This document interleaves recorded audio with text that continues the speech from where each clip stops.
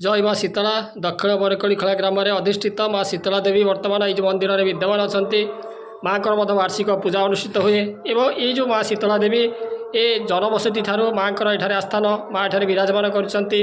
भक्त मैंने जिते कौन असुविधा हुए कौन रोग व्याधि से पीड़ित हुए एवं माँ शीतला जो बसंत हाड़फुटी जो बसंत मिलमिला ये सब रोगर माँ से उपचार करती से आरोग्य लाभ करती से आरोग्य लाभ करने से माँ ठारे मानसिक करी ये माँ जो वार्षिक पूजोत्सव हुए से पूजा अवसर में माने माँ विशेष धरण पूजा कराए एवं से माँ शीतलांकर मंगल गान कराए। तेणु ये जो दक्षिण बरकड़ी खलार जहाँकि आम जब देखा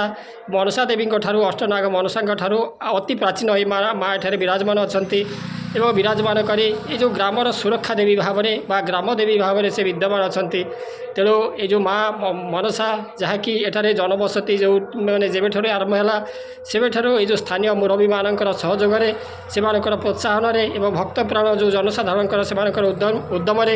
ए माँ शीतलांकर एक माने चाल छपर घरे आस्थान कर पूजार्चना करा एवं क्रमे माने ग्रामवासी मान सहयोग ये एक मंदिर निर्मित होती किंतु ये जो मंदिर को आहरी भव्य एवं उन्नत करार आवश्यकता रही। तेणु ये जो किसी जदि से साहाय्य मिले सहयोग मिले ताहले माँ शीतलांकर मंदिर आहरी भव्य उन्नत धरण मंदिर हो पार एवं माँ ये जो मंदिर रे दिव्य मंदिर रे विराजमान करी ए ग्रामर सुरक्षा देवी भाव में बा ग्राम देवी भाव में से समस्त दुख को दूर करेंगे समस्त मन में शांति आनंद फेरीदेवे एवं ये जो माँ शीतला देवी वर्तमान अच्छा जो दक्षिण बरकड़ी खला ग्राम में माँ शीतला देवी ये जो या कहुए जे आरोग्यकारी बा जो कहुए जर हाड़फुटी मिलमिला यही सब रोगर आरोग्यकारी देवी किंतु माँ शीतला जी प्रकृत में देखा से होती स्वयं दुर्गांकर शक्ति स्वरूपा एवं आदिशक्ति माँ जगत जननी से अंशभूता। तेणु केवल जो हाड़फुटी मिलमिला रोगर आरोग्यकारी देवी ता नुह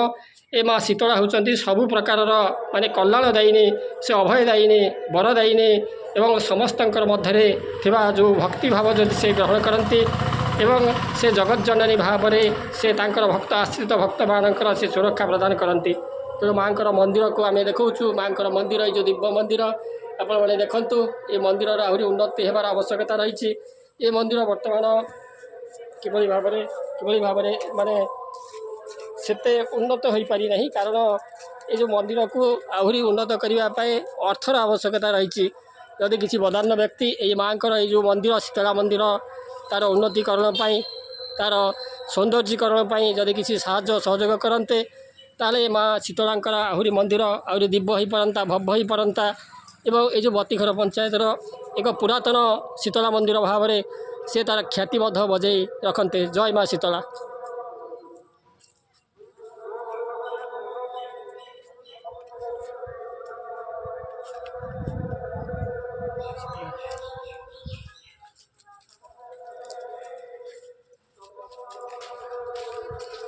ये माँ शीतलांकर यहाँ अश्वत्थ गछ ये बहुत पुरातन गछ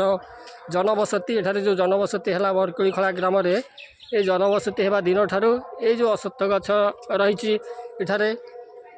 एवं माँ ये मुक साखी भाव में विद्यमान